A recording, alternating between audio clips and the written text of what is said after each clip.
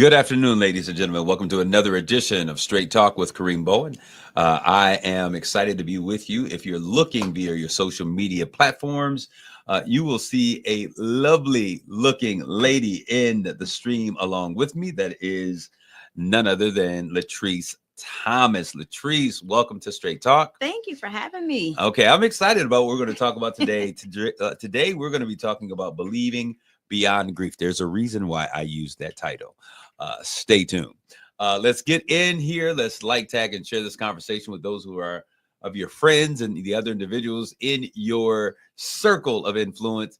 I remember when I was a kid growing up and we used to watch 106 in Park. One of the commercials would say, hey, 106 in Park was on, and you would see all the kids run off the street, bikes hit the ground, and people were running in. I hope I'm having that same kind of impact that when you know the Straight Talk is coming in, you pull a car to the side and turn on your radio, you run in the house because Straight Talk is on with Kareem Bowen.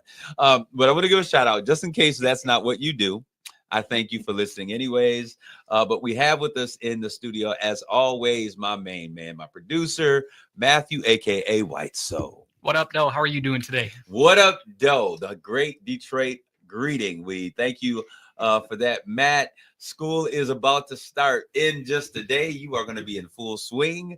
How are you feeling about that, Matt? I'm not looking forward to it. Let's just put it that way. I'm always really good at school and, the test and the schoolwork. I don't like going to school and doing the schoolwork. Well, everyone loves going to school. So I'm glad that you love it as well. Great message to the kids there, Matthew. But we're going to get right into the meat of our conversation on today. Believing beyond grief. If you're watching via our social media stream, I want you to just look at what I am showing you. This is a book written by Latrice S. Thomas, Believing Beyond Grief, Walking in Kingdom Authority. Having her here is a good moment, and it's a bittersweet moment in many ways. But I shared with you all on a prior week that the day that her son Quincy Thomas passed away was the last Sunday of July. Quincy Jones, I'm sorry, last Sunday. Let me get it right, because EJ, Eric out there, come on, I respect you, my man. Eric Jones, excuse me. But what was it, the last day of July of last year? And I was getting ready to come on the radio. Myself, my producer were here. We had a special guest that was coming in. And right before I got ready to come on the air, someone sent me a picture, hey, because I had heard and saw the shooting, and I could hear her voice on the live video that 98.9 did. And I said, oh my goodness, my heart goes out for that parent. When I pulled in and was getting ready to get on the air, just before I was getting ready to start my show, someone sent me a picture of the individual that was shot. And it happened to be Quincy Jones, who happened to be a young man that he and his brother, EJ, shout out to EJ. I spent a lot of time with them, probably since they were probably 8 years old or so. And many of you will see kids with me all the time in the car, Dow Treasure Academy, Help Kids, whatever kids, Saginaw United kids, Arthur Eddy kids. I got everybody kids with me, right? And he was one of those kids that I spent a lot of time with in mentoring and different things. And so it was a very shocking moment. I had to take a pause at the very beginning of that show. And I shared that with you all. Well, his mother is here. It is just beyond a year. It's amazing, ain't it, how fast time flies? It is. Has this been a long year for you, or how has this been for you? So it's been long and quick as well. Okay. Because every day still seemed like July 28th. Yeah. So, well, there's a movie called Groundhog's Day. I think it was Bill Murray. That was where he kept waking up and he was having the same dream over and over. The day was the same day over and over and over again. Is that what you're experiencing? Absolutely. Through therapy, I have learned there's terms for certain things. And rumination is one of those. Rumination. Yep. It's one of those. Tell them what it means. It's where you're seeing things over and over and over again. And Yeah. so a lot of parts of that day, I will continually see sometimes. So if I'm not doing something to, literally focus myself to kind of think of other things, then I see some images of that day. And so I just have to kind of, bring myself in. So whenever we experience things that are impactful, our brain embeds those things in there. And So when she said that she experiences rumination, that is natural for anyone, any type of major traumatic or even great things. You can have a great moment that brings pleasure, but your brain imprints those things and it will replay them over and over and over again. I know exactly what you mean. So she has written this amazing book, once again, Believing Beyond Grief, Walking in Kingdom Authority. This is a powerful book. And she know what I'm getting ready to say. I had the opportunity to read this book. Let's talk about the book a little bit. What was, we know what the catalyst was for this book, but what and how did you come to the point that, you know what, I'm getting ready to write a book? Where did it come? What happened? So I was getting ready for a retreat. And so I do the Great Escape every year, women's retreat. Shout out to the Great Escape. Shout out to the Great Escape. Yes. But always give something. We always do something. This year, I normally have speakers every year for the workshops and to, come in and do different things for the Great Escape. I never really did a session myself. Okay. And so just going through what I've been going through and kind of journaling and writing and all those things, we just thought about a devotional. And so I got to give a shout out to Ebony Gibson, my girl out of Flint. I'm building something. She's a Flintstone, but shout out to Ebony Gibson. Yes, she's building something. And but she made this actually come to pass. Okay. So she pushed me, encouraged me to go ahead and do this. Treese, put the pen to the paper. Just go ahead. You got this. You got this. And, those are words that I needed at the moment, because that's something Quincy would always say is, I got you. Yeah. I got you. So you got this. Those words mean something different to me now. Right. Wow. So that's what happened, though. It's my journal thoughts and all those things. I put it into devotional form, and we got Believing God Beyond Grief. A 31-day devotional that really walks an individual through their time of grief. And we understand that grief can be a lifetime once you're impacted, but 31 days that you can walk together systematically. In my mind, I see almost like a marathon, and a group of men, women who are all experiencing this together, saying, hey, on September 1, we're going to read this thing. And this is appropriate with your date. Absolutely. We're all going to begin reading this on September 1. And for 30, well, that's going to be kind of a problem because September doesn't have 31 days, but pardon. But, we begin September 1 and we read this for 31 days. And I imagine them progressing and getting closer to this finish line. Even though it may not end the grief process, I had an opportunity to really go through and read this and sit with it for a while. It does bring you to a place of reflection. Yes. That is, it is not sad. That's right. I was empowered at the end of this. I felt kind of focused on it. It gave me a sense of focus, and it restored purpose. That's it. My focus on purpose. That's how I would define. I read this. I just told you, oh, this was really good. I didn't really share with you what it was, but what was, so you're writing this devotional. Yeah. What was taking place as you take me through this writing process? What were you experiencing? Yeah. I mean, were you crying? How did you do this? So some days that's what it was. It was through tears, and my journal was all through tears. The days that I, in my days or mornings or whenever I decide to, just jot down what's going on in my head, just trying to release some things, because it's just so much that was just sitting there, right? Sitting there. You crying and you're going through your grief and you're going through your stages and things, but it's just like, okay, so I'm writing things down, crying through here. And I'm like, okay, God, I need you to walk me through this step by step. I know what I want to know. When did you know this was going to be a book? Woo. Because you were just journaling in your process, right? Yeah. And this was I knew this was going to be a book probably about 4 months before my Great Escape. So that happened in June. Okay. So about 4 months before my Great Escape, we made this. Yeah, we made it happen. So I knew at that point, there's more than just me that was going through this. That's what I was going to ask. Go ahead. There's more than me that's going through this process, right? And then being with some other magnificent ladies. Yeah, let's talk about them. Other magnificent ladies that's going through the same thing have helped encourage me. And I know I can see that we all go through grief differently, right? Yeah. But I know what has helped sustain me. And that's what I had to talk about.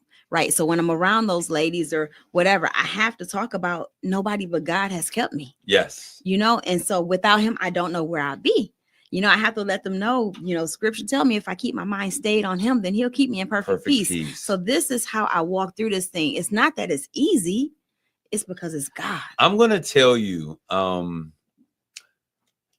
when I got off the radio and I made about like beeline right over to Williamson Road, and I was already getting reports, you know, working with Help CVI, you're getting these reports of what's going on.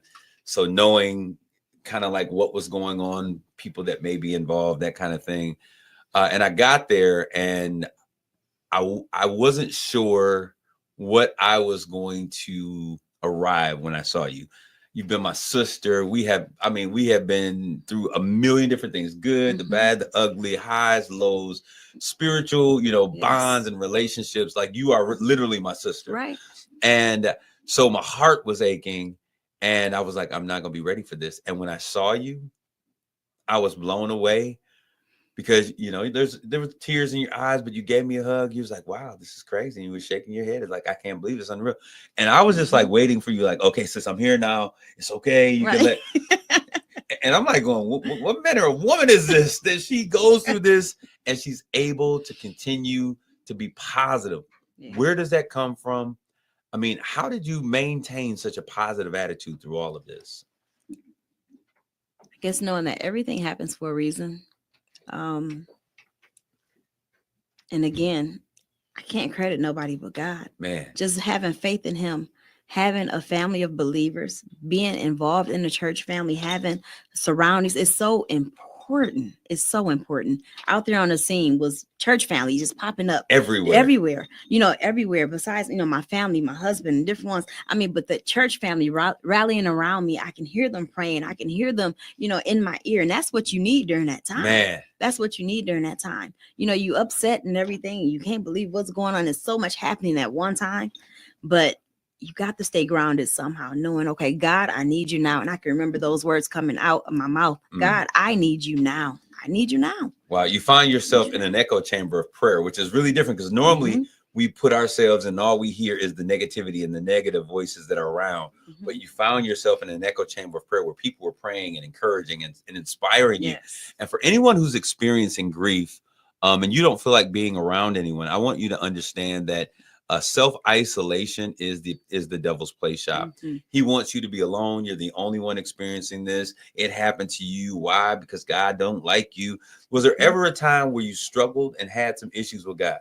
Oh yeah. Like I said, I have to keep it real. It haven't been easy. Yes, you ask God, why my son? Why? I've been praying for my kids. You know, I ministered the other week and I told him, okay, I'm a missionary in the Church of God in Christ. I go to church, I pay my tithes, I do all these things, and I'm praying that God keep my kids, cover my kids until they come in and everything. But you killed my son, or you didn't kill my son, but my son got killed. Yes. Now, what is this? Yeah. You know, what is this? Why is this happening to me? But then I'm also reminded that I'm not above God's yay or nay. I'm not above God's will. Yes. Right. His will have to be done no matter what. So Quincy's time was up. You know, that's a powerful statement. It's hard for a parent because we want to say, oh, their time, it's too soon. It was not their time, but no one leaves if it's not their time. It's not their time. We've seen worse happen. But I want to talk about this. So we're looking at this book. You have chronicled this book. You've walked through these pages. When I was reading this, I was trying to put myself, like, connect with you. Like, I wonder what she was thinking in this moment. And I'm going to take 31 chapters. You have done an amazing job. What I like is that you've given folks space, and then even at the back, journaling prompts. Yes. All through these pages and every step of the way, you give them a thought to reflect on that God shared with you. And then immediately, I think that they begin to see and are able to because I don't think that you have to experience everything to show empathy, but to really be able to feel it, you have to go through it. You share your pain in short excerpts in this book. So day 5 and 6, I can't tell everything because, you know, I really want to go through the whole thing, but people, I'm going to give you a teaser. Day 5 and 6 were the day, especially day number 6. Yeah. I didn't realize until reading day number 6 that there were pieces of me that had not completed the grieving process from my grandmother who died in 2009. Wow. And that's a real statement. Mm-hmm. But day 5 says the pain is real, but so is the purpose. Man. What does that mean to you, Latrice? That is there. It's there. And sometimes when we go through grief, we don't even know at that moment what the purpose is, right? But when I do that pain, I had to learn how to grieve well. Mm. And so I had to figure out what my purpose was through this. Okay, Quincy didn't die. His death won't be in vain. Right. Okay, it won't be in vain. So what am I to do during this time? And so that's what I had to think about. What is my purpose through this pain? What can I do with it? Yes. What can I do with it? So now how can I help somebody else with it? And it was powerful. But so I want to get to my favorite in the whole book is chapter 6. I'm stuck there. I was reading it again because this chapter just ministered to me. I was on chapter 6. I'm looking at chapter 7, talking about chapter 6. Chapter 6 says, when you can't pray, God still listens. That's right. When you can't pray, God still listens. And the reason that was so powerful to me was because there were times when I was just kind of like, God, I don't even have words to say. Mm-mm. Like, it doesn't make sense. I don't understand it. I don't think it's fair. I'm kind of mad at you right now. We beefing right now. Mm-hmm. I love you, but we beefing. Right. And I don't want to hear somebody tell me all of these scriptures, hitting Bible thump, and keep it, save it. And when I couldn't pray, just to know that he was still listening. He's still listening. He's still here. We don't use words sometimes, but our spirit has the ability to cry out to God. And that was a beautiful thing. And I thought about it. I said, I didn't think that I had completely grieved, and there were things that I needed to release and kind of go through, but my spirit still was able to let go of some of these things. So profound. So you're not just doing a book. I want to thank Paradise Funeral Chapel in advance, Ivan Phillips out there doing Ivan. Great things all over Michigan. We used to just say here in Saginaw, but he is now a jewel all over Michigan, doing great things. He is the sponsor of this main event. And I thought that this was such an inappropriate partner.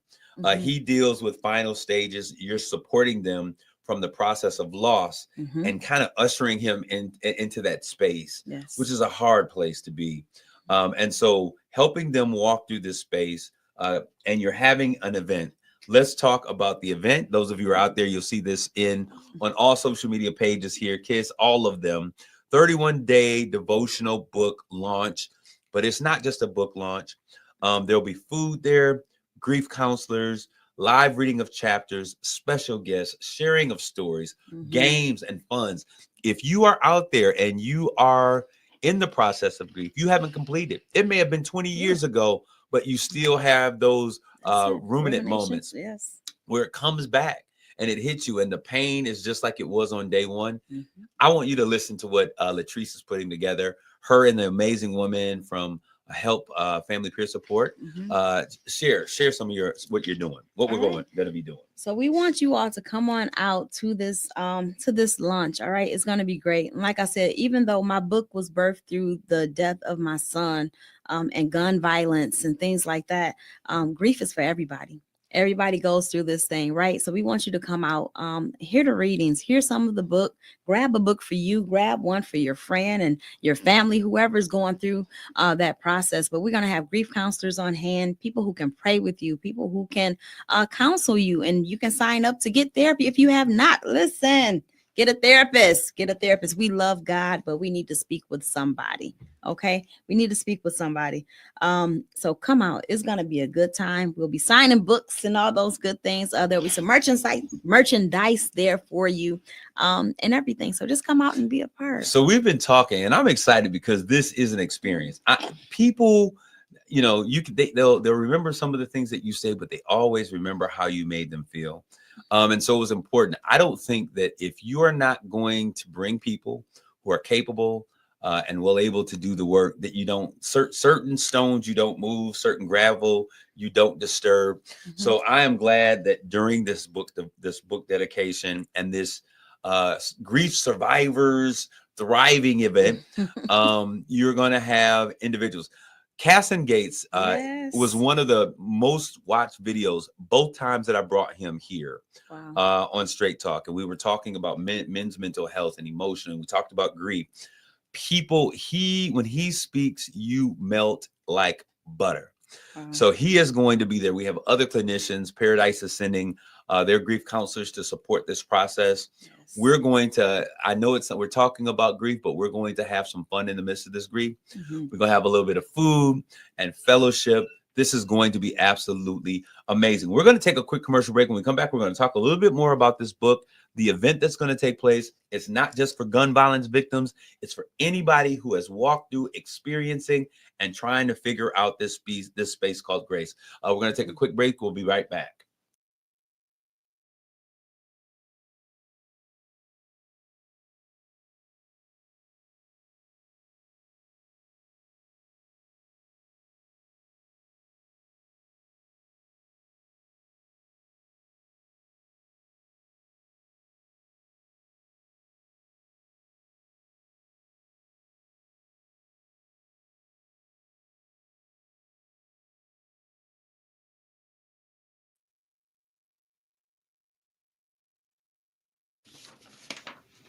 This is Kareem. We're back with more of Straight Talk. We have in the studio with us Latrice S. Thomas, Hey. The author of the book, A 31 Devotional, Believing Beyond Grief, Walk in Kingdom Authority. It is hot off the shelf. She is doing both a book launch and a family community grief event. Let's talk about it. It is going to be August 30th, 2025. And I think that it's really appropriate. Help Has is one of the groups in the community that does family and or what is it, grief support groups. Yep. And so it's going to be at the Morley Building. This is 1 Tuscola Street in the Help CVI suite on the second floor. When you get off the second floor, that's when the festivities begin. So Yes. you don't have to wonder where you're going. 3 to 6 p.m. August the 30th, 2025. Refreshments, counselors on deck, chapter reading, and a special guest will be present. There is a QR code on there that you can scan. What do they do when they scan this? This is just That'll take you to Eventbrite, where we can it's free event. It's a free event. We just want you to be able to scan it so we can RSVP. You know, we want to make sure we got enough food and stuff for y'all. So come on out. and we gotta say the reason this is a free event. For those of you who are on our social media stream, look at that right there. It's because of the amazing and the graciousness of Ivan Phillips at Paradise Funeral Chapel. Yes. Are the sponsors for this event. So when you come, you get a special gift for coming, Yes. which I think is going to be really, really amazing. What are you most excited about for this upcoming book launch and grief event? I'm excited just so it can get in people's hands, so people can be encouraged. Not that I have all the answers, not that this is going to solve all your problems or anything like that, but it's going to encourage you to your next. I do know that. It's going to help you. So did you say encourage you to your next? Yes, because listen, we are in this grief thing, right? We have went in it. We know that there's got to be an ending, but what are we going to do while we're in the middle of it? Okay, we got to survive it. We got to survive it. So we got to keep going. So this is just going to encourage you day by day, or you can read all the days in one day and then go back and reread it again. You can do that. That's what I did. You can do that. But just to get it in your hands, just to come out. And like I said, you may be heavy when you come in. We're going to have those grief counselors and people on site that can talk to you, that can encourage you. We'll have a space where you can go and you can talk to them if needed. And you can sign up for more sessions, whatever it is that you need to do. We want to make sure that you have that help. Now, you just said something I want to make sure we key in. A lot of times people don't want to talk to people. Like, I don't need to go to a counselor. I'm fine. This is a great opportunity for you to bring someone who is struggling, but doesn't necessarily want to go to therapy or counseling. Mm-hmm. There is wisdom in a multitude of counselors. Yes. And in this space, other folks who are going, the grief support groups that you all are doing, that POMC is doing, Mm-hmm. are so powerful. Victorious Believers Ministries, Yes. they have an online grief class as well. Mm-hmm. These things are so vital for our community. It is. And so members of all of these groups will be here. This is one of those times where we're all coming together. I want to thank you, Latrice, Travonda Thomas, Jackie Danks, Tiffany Owens, who else? Stacey Washington. Stacy Washington, Vicky, what's Vicky? Yearless. Yearless. These women are really amazing. Now Jackie and Tiffany are doing something different, and I applaud them and I celebrate them and their success on what they're doing, because they were really a part of what brought us together. Yes, absolutely. But when you all are doing this work and the amazing things that you all are doing, my heart goes out, and I always say I give you all double, triple, quadruple grace, because until you've walked in your shoes, nobody can imagine what you're going through. Cannot. You show something and showcase something in the way that you act that I always ask myself, what do people who don't know God do? How do they do this? Drink, drugs, I don't know. But it's totally different. It's totally different. The process is totally different. Absolutely. So as we begin to look at this, what are some of the last things, or what is it that you want people to remind? What is the message that you want to give for those individuals that are listening, that's saying, they're on the fence about coming? What do you say to them? You're not alone. There's other people that are going through things that you are going through as well. No, it's not all the same. No, your circumstances weren't the same, but grief is still the same. The process of grief is still the same. So we just invite you to come. We invite you to get with some people, learn some other people, that you can be around to get the encouragement that you need. Because like you mentioned, isolation is not a good thing. Yes, you can rest. All right. Some days you need rest. Some days you need that little time by yourself, but don't make it a thing. Don't make it a thing. We have to still grieve well in this process, because our loved ones would have wanted that for us. They don't want us to die in this season. That's absolutely true. She said something powerful. We're going to close this segment with this, that when you come into this and you are surrounded by people of faith, that faith and these words will help you to your next. It's not over till God says it's over. We're going to take a quick commercial break, and we'll be back with more of Straight Talk.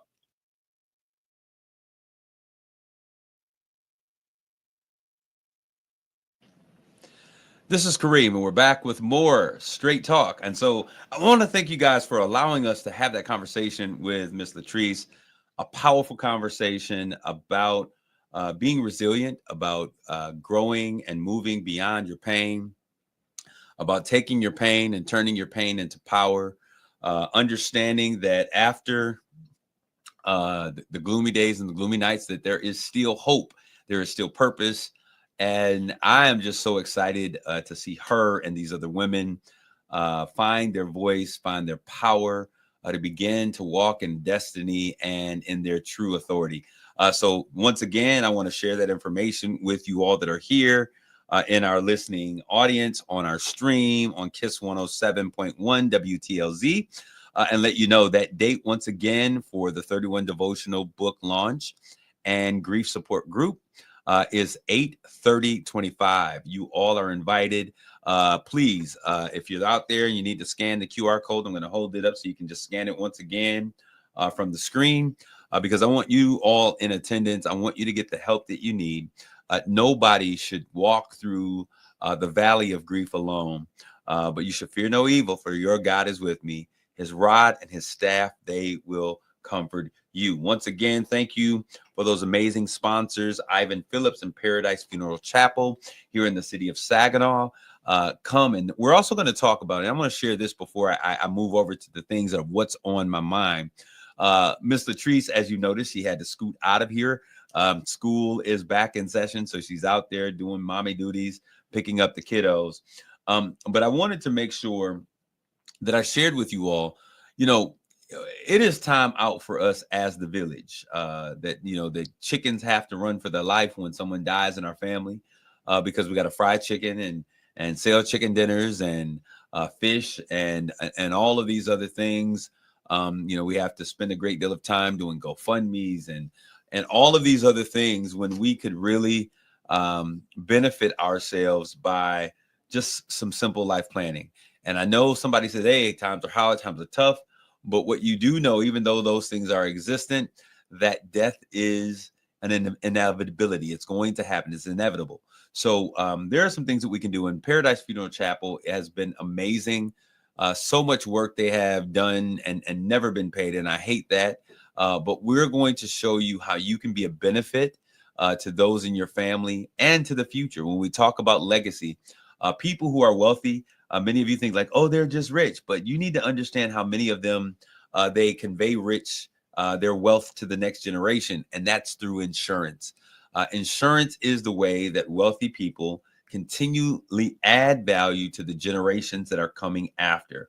And so what we're going to be doing is also in this place, we're going to show you how you very reasonably in small increments can make plans for this life planning situation, get it taken care of so you already know that it's done, and you can do this in installments. When the death or the occurrence happens, you got to take care of it all at once. And if you don't have insurance, it can be taxing on a family.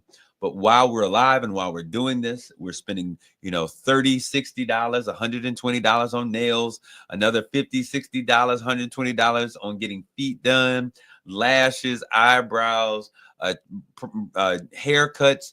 I don't want to just talk about the things that women do, but let's also address some of the things that men are doing. We spend all of this money on things, but we have to begin to take care of those that are most essential and vital. Nobody wants to be buried in a simple pine box. So you can have what you want and you can plan for that and have all of your thoughts, your ideas, and desires represented by taking care of that pre-planning is so vitally important. So thank you once again, Paradise Funeral Chapel, Latrice Thomas, the Women of Help Peer Support. I want to thank Miss Jackie Danks and Tiffany Owens and your new endeavors, wherever that is, the work and the support you guys have been doing, and just connecting the women at Moms Demand Action, Carla, and everyone that is in this ecosystem, supporting, loving, and caring for folks who are hurting and most vulnerable in these times. Okay, so let's turn the page just a little bit because I gotta tell you what's on my mind. I can laugh about it now, but I didn't want to laugh about it before. I received or I saw on a social media post, and I'm sure many of you have seen it as well. And I was appalled. I don't wear pearls, but it had me clutching my necklace, my gold chain. And it was this: Baines Apple Valley is rebranding to White Girl Farm. Baines Apple Valley of Freeland to rebrand as White Girl Farm for fall session as part of their efforts to embrace modern agritourism, that means agriculture and tourism.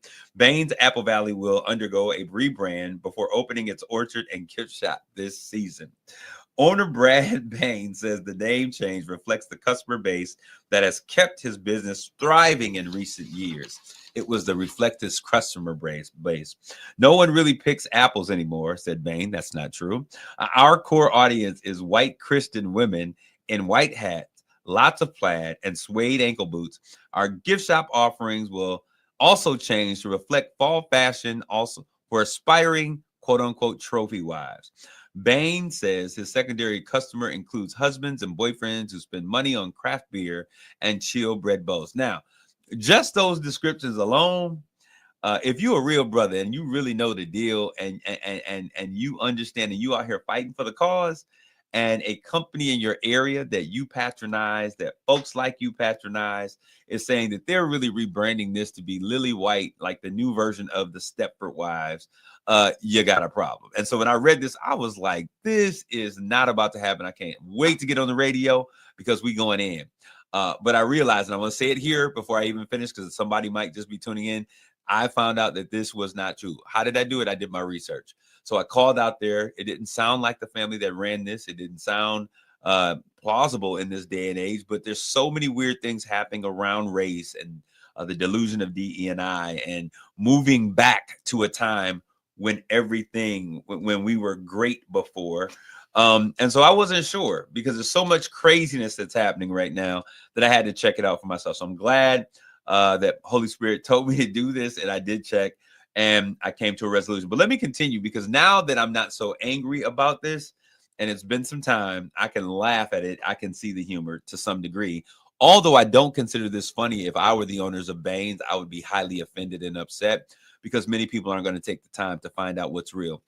So the Midland Gazette, I guess, is a satirical, whatever they are, put this out there. I was never one. I always struggled with satire. I think most people do.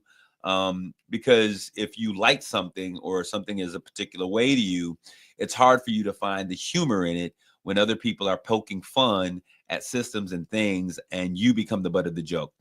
So Midland Gazette, I think you need to find something new to do, or find other things that are more appropriate, and use your satire in a way that is a bit more obvious than this, especially this type of writing in this season and in this time and in this climate is a poor choice, I think, considering where we are. So I'm just going to say, Midland Gazette, continue what you do, but learn to read the room a bit better.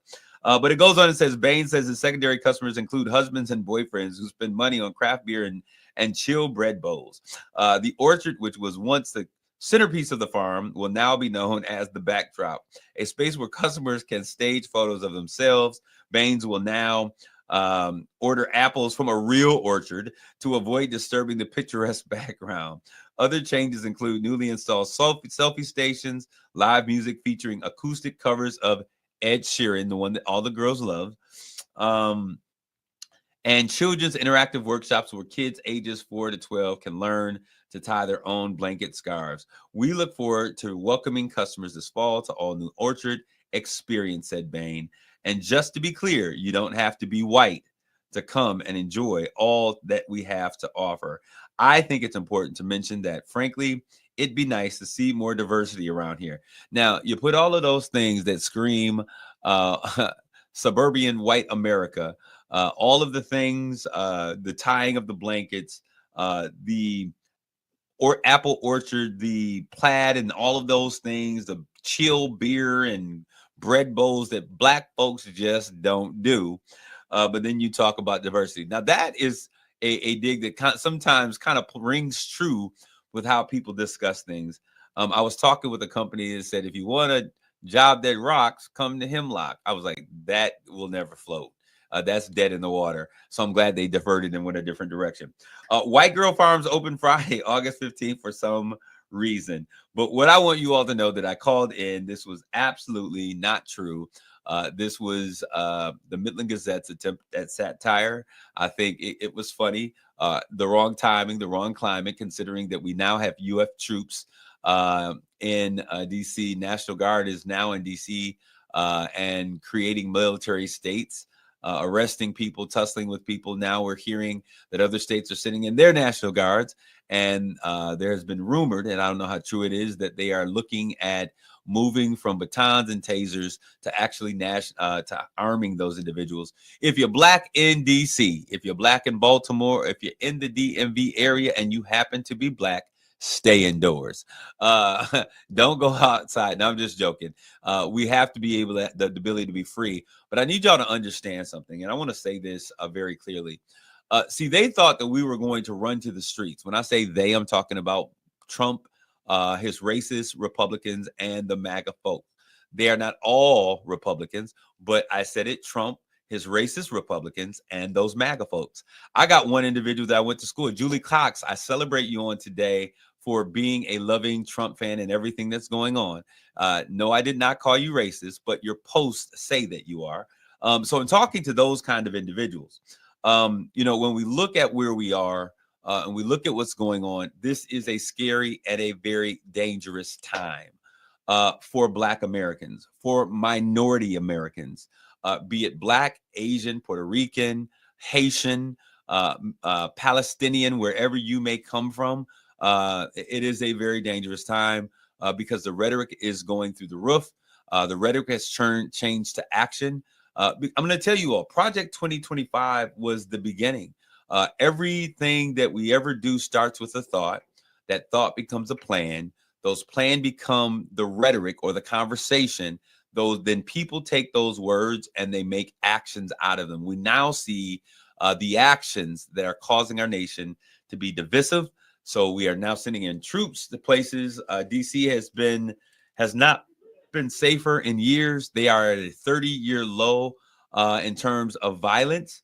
And now we see these things taking place. And what I was saying was those group of folks thought that when they were rounding up American citizens, they were doing all their immigration stuff, that the more minorities, the black folks were going to run out there and throw themselves in front of these things, because we have led the civil rights movement that have led to many freedoms that everyone else that has come, all of the others along with us that have come now are benefiting from and are able to experience, even though they have failed to realize and take that into consideration. But we've gotten a real quick lesson on what it means to be another in this great country. And they thought that we were going to go out there and jump in the front lines, but black folks said, no, my brother, this is not our battle. You got to get your own. And so I think that this is another attempt to turn the pages from the Epstein cases and the things that are going on, all of the other things. Let's throw them out there, and maybe we can get them out there. Black folks, be wise. Don't get drawn into a fight of fascism. But we will begin to coalesce. I think it is time for us to move and operate. You don't move solo, you move in numbers. It's time to build those coalition. I believe our Hispanic brothers, our immigrant brothers are now ready to understand that you are seen as just a vote. You're no different than we are. So we got to come together. I think it's time for us to address the issues that are at hand, to move forward in full force and unity and authority. We are not going to stand for tyrannism. We're not going to stand for fascism, and we do not want a king. I certainly want to thank each and every one of you for tuning in this Sunday, this wonderful Sunday, for another edition of Straight Talk. I thank you guys. Take care of yourselves and one another. As we always say, God bless you all. Grace and peace.